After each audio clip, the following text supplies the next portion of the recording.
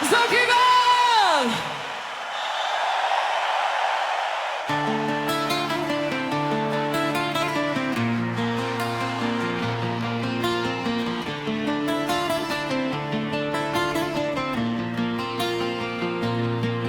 Na počátku ticho jen prázdný chladný stín.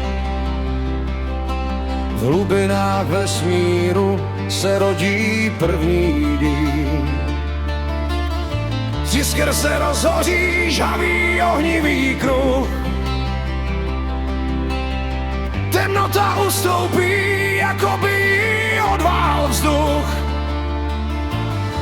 Planeta rozstavená, jen oheň, prach a žár. V bouřících erupcích se rodí nový tvar. Hory se zvedají z tekutých rudých žil. Chaos kreslí svět, jaký ještě nikdo nespatřil. Až jednou pohasne žár, co nás kdysi stvořil. Zůstane v kameni otisk, jaký svět tu byl. Z prachu a ohně, z vody a tichých snů se země zrodila a nese příběh dnů. Z oceánu páry vzniká první velký déšť a kapky studené přináší novou zvěst. Zem chladne pomalu, jak srdce začíná být.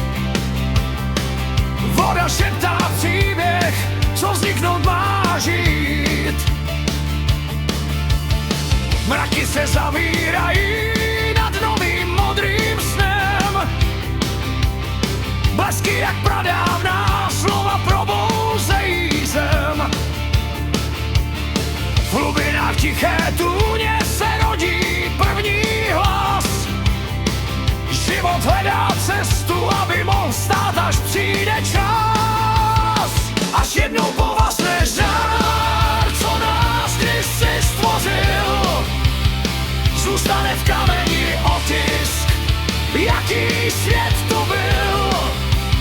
Z prachu a ohně, z vody a tichých snů se země zrodila a nese příběh dnů.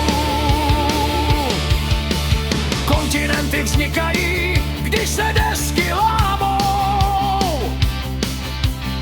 Řeky si razí cesty krajinou neznámou.